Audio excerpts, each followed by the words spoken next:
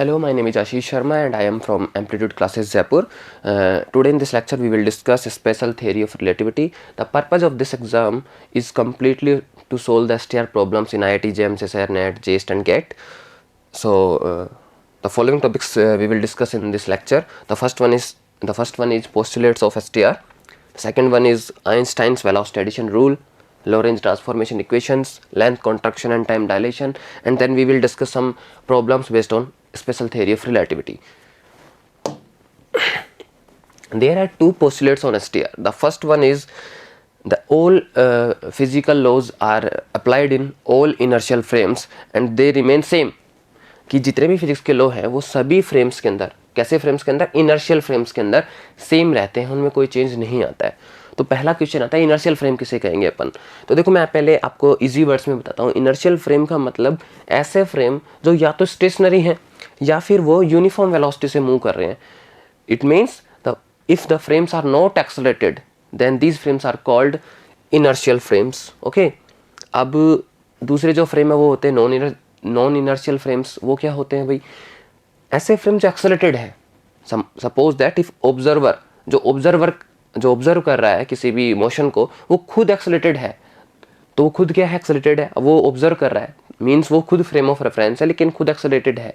It means वो क्या हो गया? नॉन इनर्शियल फ्रेम हो गया. दोनों में फ़र्क क्या है? इनर्शियल फ्रेम के अंदर अगर कोई एक्सटर्नल फोर्स नहीं है तो जो ऑब्जेक्ट है वो नॉन एक्सेलरेटेड ही रहेगा.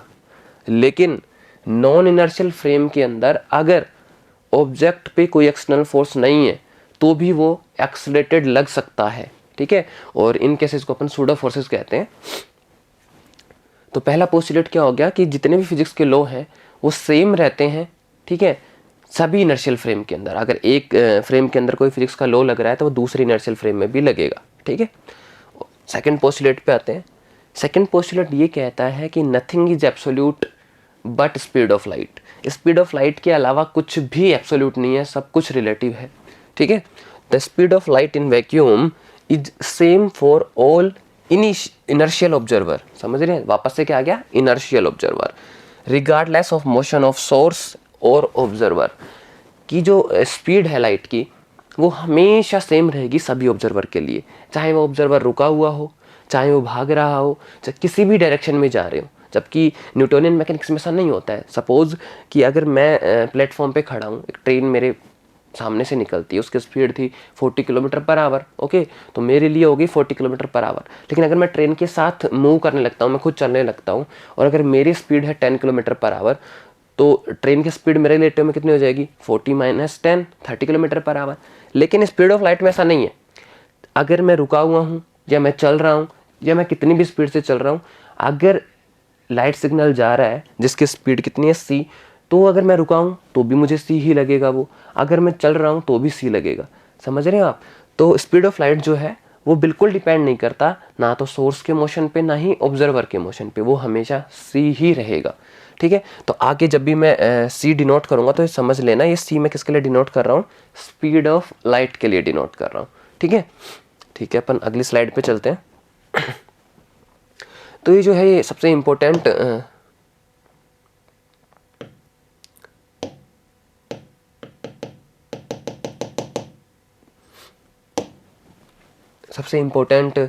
फॉर्मूला है अकॉर्डिंग टू मी.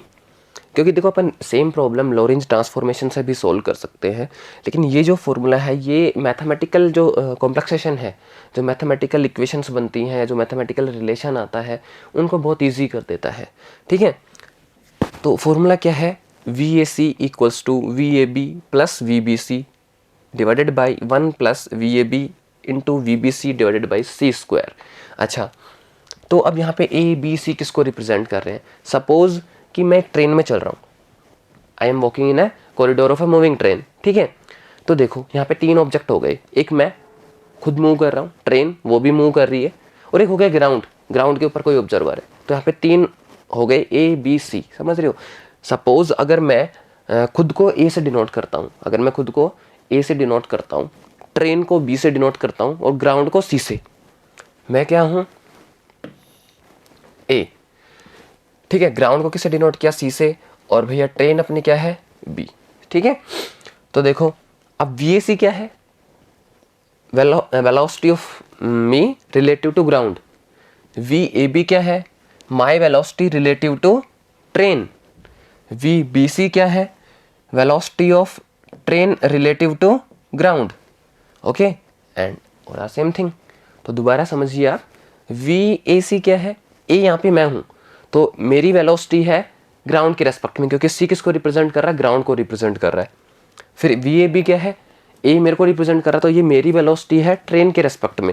VBC क्या है, ट्रेन की वेलोसिटी है ग्राउंड के रेस्पेक्ट में। तो अगर आपको इस फॉर्मूले से क्वेश्चन करना है तो बस आपको क्या पहचानना है, ABC। ठीक है, अगर आप ये पहचान पाते हो कि अपने को किसको ए से डिनोट करना है, किसको B से और किसको C से, then problem is very easy. और ये भी कुछ इतना कुछ मुश्किल नहीं है, अपन क्वेश्चन करेंगे एक, बस आपको जिसकी वेलोसिटी किसके रिलेटिव में पूछिए यहाँ से पता चल जाएगा आपको। जैसे अगर मान लो मेरी वेलोसिटी पूछिए ग्राउंड के रेस्पेक्ट में, तो मैं हो गया A, C हो गया ग्राउंड, अब जो बच गया वो B हो गया। ठीक है, अपन डिस्कस करेंगे एक प्रॉब्लम के अंदर।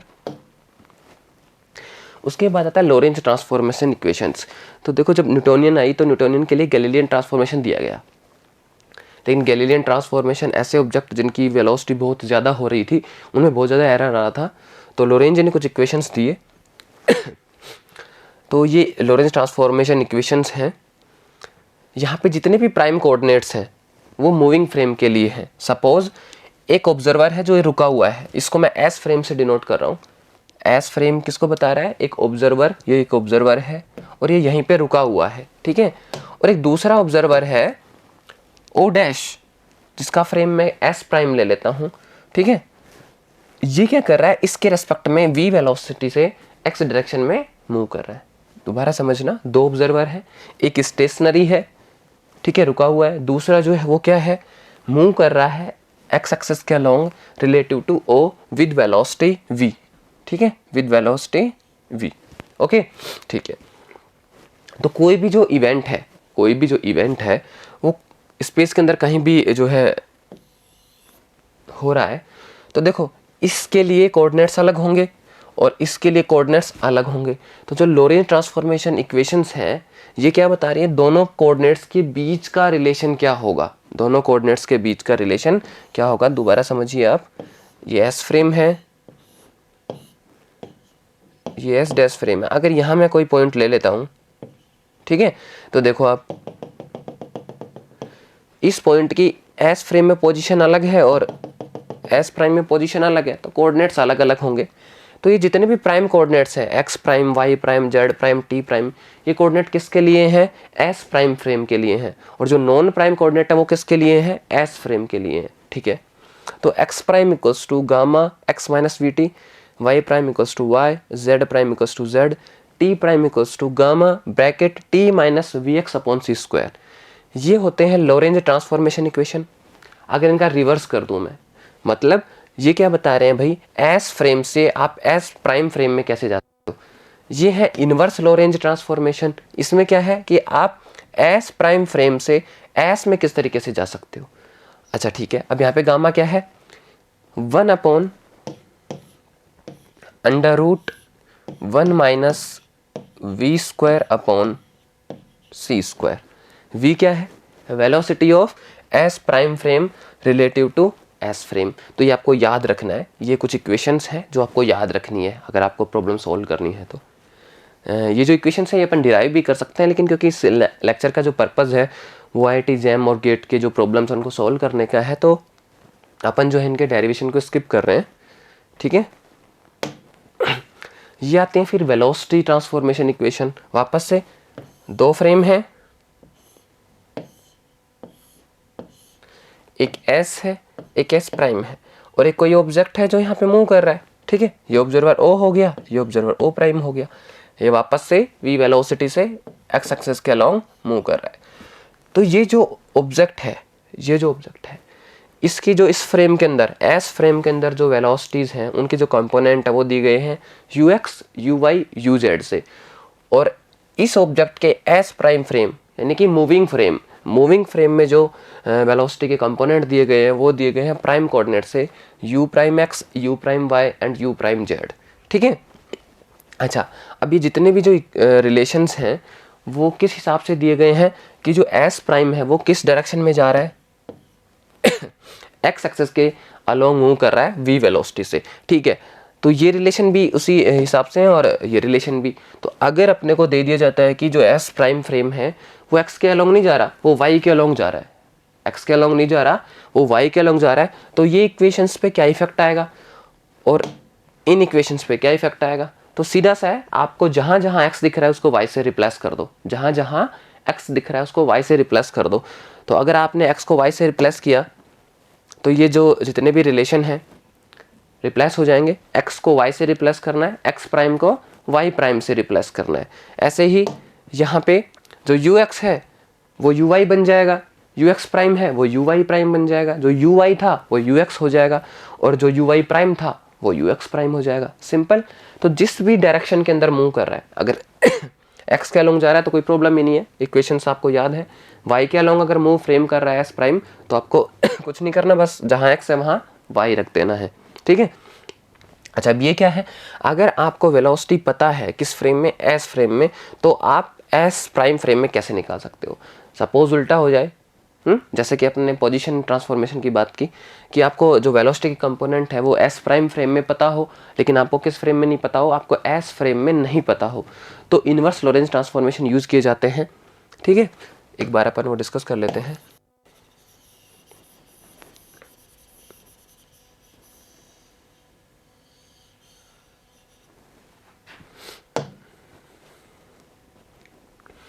तो inverse Lorentz transformation equations, ux is equals to u prime x plus v divided by 1 plus v ux upon c square. Similarly uy is equals to uy prime divided by gamma 1 plus, sorry, here vux prime 1 plus vux prime upon c square, and similarly we can do it for uz.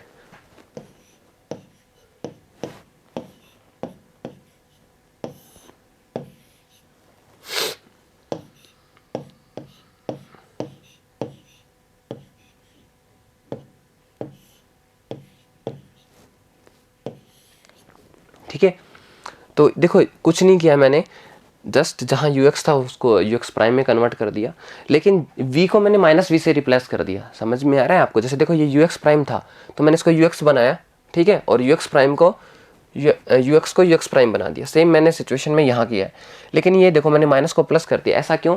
कि आप समझो ये s frame है, अगर S prime frame इसके relative में इस direction में v वेलोसिटी से मूव कर रहा है तो आप इसको दूसरा जूम क्या कर सकते हो, मैं ये मान सकता हूँ कि एस प्राइम स्टेशनरी है और जो एस है वो किस तरफ जा रहा है, इस डायरेक्शन में v वेलोसिटी से जा रहा है। तो समझ में आया कि मैंने प्लस को माइनस क्यों कर दिया है। तो दोनों ही ट्रांसफॉर्मेशन इक्वेशंस आपको याद होनी चाहिए, ये क्वेश्चन पर डिपेंड करता है कि अपने को कौन से काम में लेने हैं। उसके बाद अपन बात करते हैं लेंथ कॉन्ट्रैक्शन की।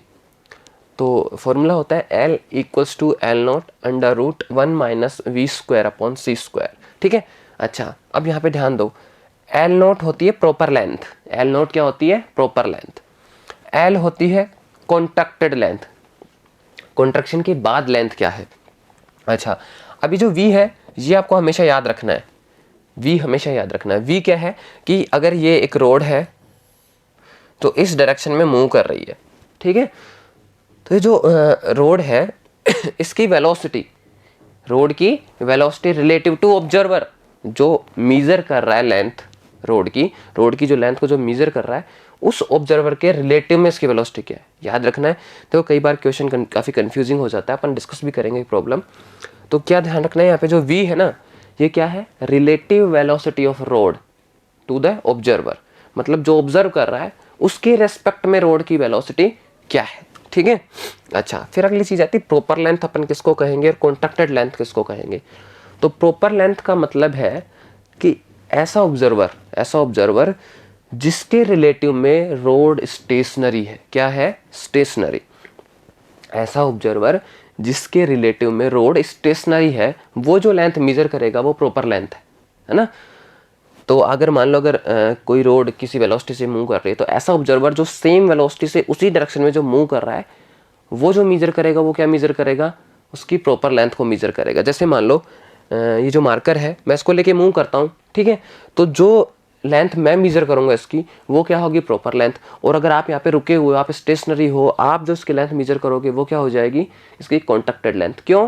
क्योंकि आपके रिलेटिव में ये जो मार्कर है ये क्या हुआ है, मूव कर रहा है, लेकिन मेरे रिलेटिव में ये कोई मूवमेंट नहीं है, मेरे रिलेटिव में क्या है, ये स्टेशनरी है। तो लेंथ जो कि ऐसे ऑब्जर्वर द्वारा मेजर की जाए जिसके रिलेटिव में रोड क्या है, स्टेशनरी है, वो लेंथ हो जाएगी प्रॉपर लेंथ। और जिसके रिलेटिव में जो रोड है वो मूव कर रही है, उस ऑब्जर्वर के लिए जो लेंथ होगी वो क्या होगी, कॉन्ट्रैक्टेड लेंथ होगी। ठीक है। Same thing I explained here, that if road is moving with velocity v, then for observer moving with same velocity measured length is proper length। क्यों? क्योंकि अगर सेम वेलोसिटी से मूव कर रहा है तो क्या हो जाएगा, रिलेटिव वेलोसिटी इनकी जीरो हो जाएगी, मतलब रोड उसके रिलेटिव में स्टेशनरी हो जाएगी। If rod is moving with velocity v relative to observer, then measured length will be contracted length. तो आपको ये ध्यान रखना है, v क्या है, v क्या है, velocity of road relative to the observer, जो ऑब्जर्व कर रहा है, जिसको ये लेंथ कॉन्ट्रैक्टेड लगेगी। ठीक है, ठीक है। अगले अपन आते हैं टाइम डायलेशन पे। तो लेंथ कॉन्ट्रैक्ट होती है और टाइम डायलेट होता है, टाइम बढ़ जाता है। ठीक है, तो सेम चीज है, tau equals to tau naught divided by 1 minus under root 1 minus we square upon C square. ठीक है, यहाँ पे भी वी क्या है, सेम वही, जो क्लॉक के साथ चल रहा है, जिसके रिलेटिव में क्लॉक स्टेशनरी है, उसके लिए तो जो टाइम है वो टो नॉट हो गया, प्रॉपर टाइम हो गया। और जिसके रिलेटिव में क्लॉक मूविंग स्टेट में है, मूव कर रही है, उसके लिए टाइम क्या हो गया, डायलेटेड टाइम हो गया। वी क्या है, velocity of clock relative to observer. ठीक है, ठीक है। अच्छा, अब ये आपको एक लाइन ध्यान रखनी है, क्योंकि देखो कई बार कंफ्यूज हो जाते हैं अपन किसमें, डायलेटेड टाइम और प्रॉपर टाइम में क्वेश्चन के अंदर। तो एक ध्यान रखना आप एक चीज, मूविंग क्लॉक रन्स स्लो, कि जो क्लॉक मूव कर रही है वो हमेशा धीरे चलेगी। ठीक है, जैसे मान लो अगर मैं चल रहा हूँ, ठीक है, c/2 स्पीड से चल रहा हूँ, सपोज कर लेते हैं अपन, तो जो मेरी क्लॉक है, ठीक है, मेरी क्लॉक में जैसे मान लो अगर 10 मिनट हुए हैं, तो जो स्टेशनरी ऑब्जर्वर है उसकी क्लॉक में टाइम बढ़ चुका होगा, समझ रहे हो, उसके क्लॉक में टाइम क्या हो जाएगा, बढ़ चुका होगा। उसकी क्लॉक में जैसे 12 मिनट हो सकते हैं, 13 मिनट हो सकते हैं, 15 मिनट हो सकते हैं, ये अपन कैलकुलेट कर सकते हैं इससे। मैंने सिर्फ एग्जांपल बताया कि अगर मेरी घड़ी में 10 मिनट हुए हैं तो उसको क्या लगेगा कि टाइम 12, 13 या 15 मिनट हो चुके हैं। क्यों? क्योंकि मेरी जो क्लॉक है वो क्या है, मूविंग है उसके रिलेटिव में, तो उसको लगेगा मेरी जो क्लॉक है वो क्या हो गई है, स्लो हो गई है, स्लो हो गई है। तो मेरी क्लॉक में तो 10 मिनट हुए हैं, लेकिन उसको कैसा लग रहा है कि ज़्यादा टाइम हो चुका है, समझ रहे हो आप। तो मूविंग क्लॉक रन्स स्लो। ठीक है, अब यहाँ पे पहले क्वेश्चन पे आते हैं जो अपन सोल्व कर सकते हैं। तो ये है, an object travels along plus x direction with velocity c/2, c क्या है, speed of light, in S frame, and an observer O prime in S prime frame see same object moving with velocity c/4, then find the velocity of S prime relative to S. समझो आप इसको,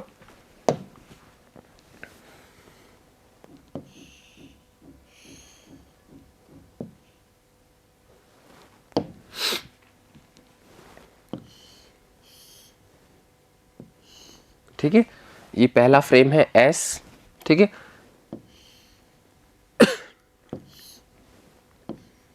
ये दूसरा frame है S prime. अब कोई भी एक ऑब्जेक्ट है, ठीक है, जैसे कोई स्पेसशिप है, वो मूव कर रही है, तो इसने क्या कहा कि एन ऑब्जेक्ट, ये जो ऑब्जेक्ट है ये प्लस एक्स डायरेक्शन में, इसको मैं एक्स एक्सिस मान लेता हूँ, ये वाई, ये जेड, ठीक है, तो एक्स एक्सिस के अलॉन्ग मूव कर रहा है, कितने स्पीड से, c/2 से। किस फ्रेम में, एस फ्रेम के अंदर। एस फ्रेम के अंदर ये किस स्पीड से मूव कर रहा है, c/2 से। तो मैंने क्या कहा था, देखो वापस आओ एक बार, अपन ट्रांसफॉर्मेशन जो इक्वेशंस थी, ये देखो यहाँ पे ux क्या है, velocity of object in S frame, और ux प्राइम क्या है, velocity of object in S prime frame. v क्या है, velocity of S prime relative to S. ठीक है,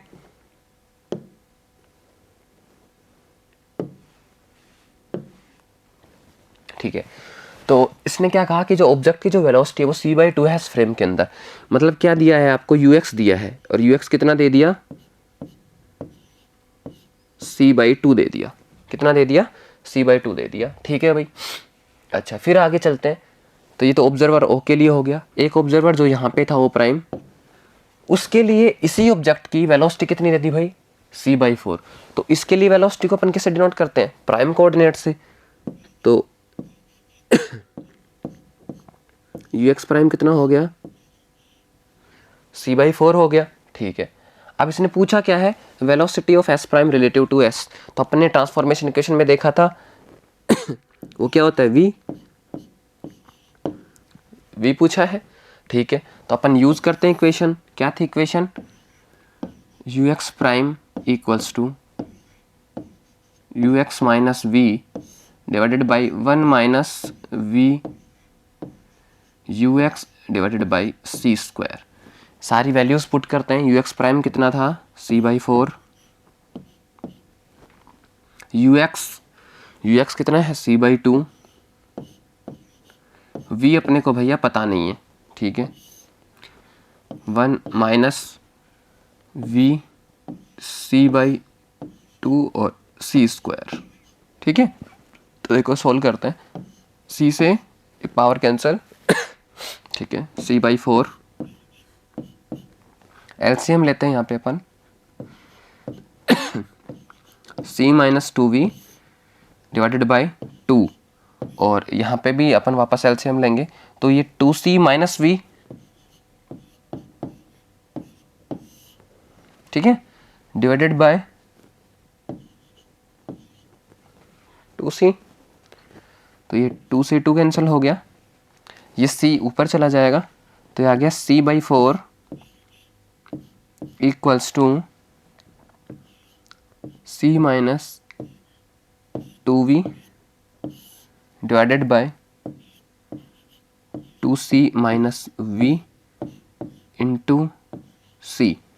तो ये c से ये c कैंसिल। तो यहाँ हो गया 1/4। अपन क्रॉस मल्टीप्लिकेशन करते हैं।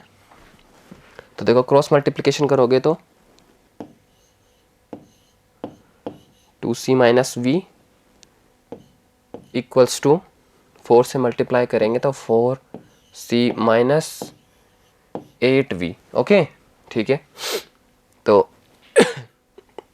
8v को इस तरफ ले आएंगे तो प्लस का हो जाएगा, और 2c इधर आएगा तो नेगेटिव हो जाएगा। तो ये बच गया 7v इक्वल्स टू 2c, और v आ गया 2c/7। तो velocity of s prime relative to s कितना आ गया, 2c/7। समझ रहे हैं आप। वापस से देखो, एक ऑब्जेक्ट था जो s फ्रेम में किस वेलोसिटी से मूव कर रहा था, c/2 से। s प्राइम फ्रेम में किस वेलोसिटी से कर रहा था, c/4 से। तो बताओ s प्राइम जो है वो s के रिलेटिव में किस वेलोसिटी से मूव कर रहा है। लॉरेंस ट्रांसफॉर्मेशन इक्वेशन यूज की और v आ गया 2c/7। अब अपन जो सेम प्रॉब्लम है उस सेम प्रॉब्लम को किससे सोल्व करते हैं, वेलोसिटी एडिशन फॉर्मूला से सोल्व करते हैं जो आइंस्टाइन ने बताया, क्योंकि मैंने कहा था कि वो ज़्यादा बेटर है। ठीक है, ठीक है, एक बार करने की। हालांकि ये देखो ये भी इजी था, लेकिन कई बार जो है जो मैथमेटिकल कैलकुलेशन है वो बढ़ जाती है।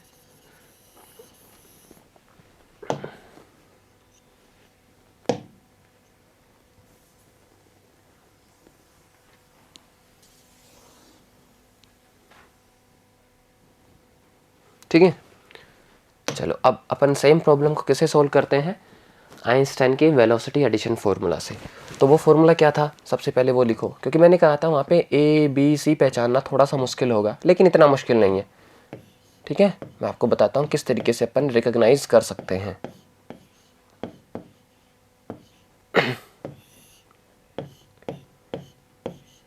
बस आपको ध्यान रखना है कि आपसे पूछा क्या है, ठीक है, और उसी हिसाब से अपने को VAC सेट कर देना है। और एक बार अगर VAC आ गया, A और C पता चल गया, तो फिर भैया B का तो जो बच गया वो B हो गया। ठीक है, तो देखो क्या पूछा है, S प्राइम फ्रेम। ओके, तो देखो velocity of S prime relative to S पूछा है। क्या पूछा है, velocity of S prime relative to S पूछा है। तो S प्राइम क्या हो गया, एस प्राइम क्या बन गया, एस प्राइम बन गया ए। अच्छा एस पूछा, एस क्या बन गया सी।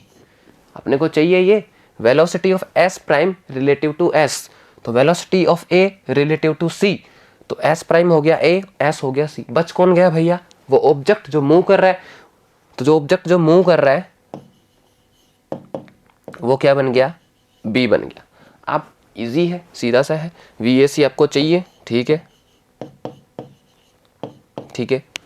वी ए बी क्या है, velocity of A relative to B, ठीक है, मतलब velocity of S prime relative to B. तो क्वेश्चन में हमें उल्टा दिया गया है, क्वेश्चन में क्या दिया गया है, वेलोसिटी ऑफ ऑब्जेक्ट दी गई है रिलेटिव टू एस प्राइम, तो अपने को क्या करना है, सिर्फ नेगेटिव साइन पुट करना है, ठीक है। तो बजाय सी बाई 4 के मैं यहाँ कितना रख दूंगा, माइनस सी बाई 4। दोबारा एक बार बताते हैं क्या पूछा है, अपने को लिखना क्या है, V A B, velocity of ray A relative to B, velocity of A मतलब S prime, velocity of S prime relative to object, यही लिखना है यहाँ, ठीक है। और दिया क्या है, velocity of object relative to S dash, उल्टा दिया गया है तो रखना उल्टा है, तो मैंने माइनस सी बाई 4 ले लिया, ठीक है okay. Plus V B C, velocity of B relative to C, B क्या है यहाँ पे, ऑब्जेक्ट है, ठीक है, और सी क्या है यहाँ पे, एस फ्रेम है। तो velocity of object, velocity of object relative to S, ये तो दिया गया ही है, कुछ करने की जरूरत नहीं है। क्या दिया गया है, object travels along X direction with velocity C by 2 in S frame, ठीक है। तो कितना है, सी बाई 2। बस अब अपना काम हो गया। इन दोनों को मल्टीप्लाई करेंगे तो पॉजिटिव नेगेटिव नेगेटिव हो जाएगा, तो मैं यहाँ नेगेटिव कर रहा हूँ। C by 4 into C by 2 मतलब सी स्क्वायर बाई 8, और C square as it is, C square से सी स्क्वायर कैंसिल, ऊपर बच जाएगा, देखो माइनस का सी बाई 4 है, प्लस का सी बाई 2 है, तो मतलब प्लस का सी बाई 4 बचेगा। क्लियर, यहाँ पे कितना बचेगा, 1 minus 1 by 8, 1 minus 1 by 8, LCM लेंगे तो 8 माइनस 1 7 बाई 8, तो क्या आएगा, यहाँ लिख देता हूँ मैं, C by 4 divided by 7 by 8, और we can write C by 4 into 8 by 7, 4 2 ज़ा 8, answer is 2c by 7। So same answer. तो इसलिए मैंने कहा, क्योंकि देखो यहाँ पे अपने को लॉरेंस ट्रांसफॉर्मेशन इक्वेशन की जरूरत ही नहीं पड़ती है। अपने को क्या चाहिए, ना ही आपको देखो इधर उधर करना पड़ा कि अपने को इक्वेशन को क्रॉस मल्टीप्लिकेशन करना पड़ रहा है या फिर एडजस्ट करना पड़ रहा है, कुछ नहीं करना पड़ता। जो चाहिए होता है वो ऑलरेडी आपके लेफ्ट हैंड साइड में होगा, क्योंकि अपन प्रॉब्लम को सेट इस तरीके से कर लेते हैं, ठीक है। तो आई होप आपको समझ में आ गया होगा। अगले क्वेश्चन की तरफ चलते हैं। ठीक है, तो मैंने आपसे कहा था कि काफ़ी कंफ्यूजिंग होता है लेंथ कॉन्ट्रैक्शन का क्वेश्चन, क्योंकि अपने को अगर ये पता ही नहीं हो कि वी है क्या यहाँ पे। ठीक है, तो देखो आप, a rod of proper length L nought, a rod of proper length L naught oriented parallel to x direction moves with speed 2c by 3 along the x axis in S frame. The observer is also moving with speed c by 2. Observer भी क्या है, c by 2 से move कर रहा है relative to S frame along x axis. Then the length of the road measured by the observer. अब आप देख रहे हो यहाँ पे दो वेलोसिटी है, कितनी वेलोसिटी है, दो वेलोसिटी है। तो भाई लेंथ कॉन्ट्रैक्शन का फॉर्मूला अपन ने पढ़ा था, L equals to L naught 1 minus we square upon C square, यही बात थी। ठीक है, अच्छा तो V क्या था, velocity of road relative to observer. अब यहाँ पे दो वेलोसिटी हैं, तो पहले अपने को थोड़ा क्वेश्चन को दोबारा देखो आप, कि जो रोड है L नॉट उसकी प्रॉपर लेंथ, वो किसी भी फ्रेम के अंदर एक्स डायरेक्शन के अलोंग क्या कर रही है भैया, उसकी पैरेलल एक्स एक्सिस के पैरेलल 2c by 3 वेलोसिटी से मूव कर रही है। ठीक है, एक ऑब्जर्वर जो उसी फ्रेम स्टेशनरी फ्रेम के रेस्पेक्ट में c by 2 वेलोसिटी से ही उसी डायरेक्शन में जा रहा है जिस डायरेक्शन में रोड जा रही है। तो जो ऑब्जर्वर है जो क्या कर रहा है, खुद मूविंग स्टेट में है, जो c by 2 स्पीड से चल रहा है, उसको लेंथ कितनी दिखाई देगी, उसको उसके लिए जो लेंथ है रोड की वो कितनी होगी। तो सबसे पहले अपने को v निकालना पड़ेगा, क्योंकि यहाँ पे v क्या है, velocity of rod relative to observer.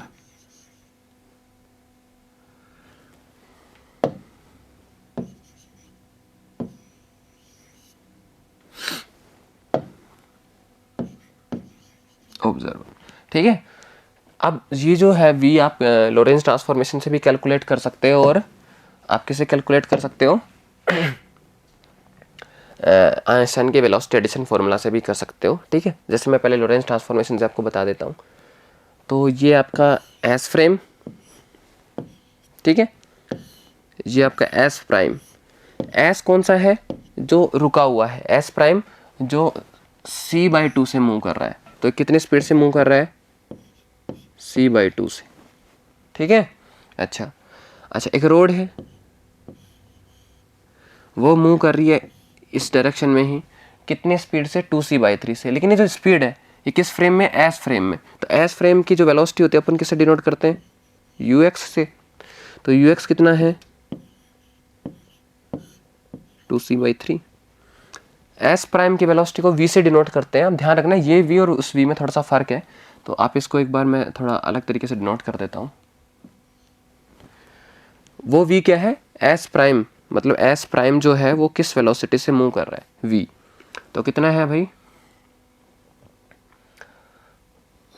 c/2। तो आपको पता क्या करना है कि इस फ्रेम में, मतलब इस ऑब्जर्वर के लिए इस रोड की स्पीड क्या है। तो आपको पता करना है u'(x), ओके, ये आपको पता करना है। तो वापस से लॉरेंज ट्रांसफॉर्मेशन इक्वेशन से u'(x) equals to ux minus v 1 minus v ux upon c square, ठीक है। तो ux प्राइम कितना हो गया, ux हो गया 2c/3, ठीक है, माइनस v हो गया c/2, 1 माइनस मल्टीप्लाई करते हैं तो ये हो जाएगा 2c square divided by 6c square, ठीक है। तो इस c स्क्वायर से c स्क्वायर कैंसिल हो जाएगा और ये बच जाएगा 1 माइनस 1/3, ठीक है। तो एक बार इसको सोल्व कर लेते हैं अपन। तो ऊपर एलसीएम लेता हूँ तो मैं 6 आएगा, और यहाँ पे 2 2 2 4c minus 3c divided by 1 minus 1/3 है, तो 3 माइनस 2 1/3, ओके, सॉरी 1/3, 3 माइनस 1 2/3, ठीक है, ठीक है। आगे सोल्व करते हैं इसको। तो ये हो गया 4c minus 3c, c/6 into ये ऑपोजिट हो जाएगा, तो ये आ गया c/4। c/4 क्या आ गया, velocity of road relative to S prime, मतलब relative to observer which is moving with velocity c/2। तो अब ये जो c/4 आया ये है वो v, क्योंकि यही तो है वेलोसिटी रोड की, किसके रिलेटिव में, उस ऑब्जर्वर के रिलेटिव में जो ये मेजर कर रहा है, ठीक है। तो v आ गया अपने पास c/4। अब प्रॉब्लम क्या है, इजी हो गई है। तो L इक्वल्स टू कितना हो जाएगा, L0 1 माइनस v स्क्वायर का मतलब c square upon 16 c square cancel, and L equals to L0 16 minus 1 15, तो अंडर रूट 15 डिवाइडेड बाई 16, और we can write under root 15 upon 4। तो आई होप कि आपको ये समझ में आया होगा कैसे किया मैंने, ठीक है। तो बस ये ध्यान रखना कि ये v क्या है, ये v है velocity of road relative to observer, जिसके रेस्पेक्ट में आपको कॉन्ट्रैक्शन पूछा जा रहा है, ठीक है। तो पहले आपको दिया ही नहीं था कि जो ये रोड है ये ऑब्जर्वर के रेस्पेक्ट में किस वेलोसिटी से जा रही है। तो मैंने लोरेंज ट्रांसफॉर्मेशन से पहले इस जो रोड की वेलोसिटी है एस प्राइम के रेस्पेक्ट में वो कैलकुलेट की, and then easily we can calculate by this formula length contraction, okay. Come to the next slide. Two events E1 and E2 take place in an inertial frame S with time space coordinates t1 equal to 0 and r1 vector equals to 0 and e2 जो दूसरा event है वो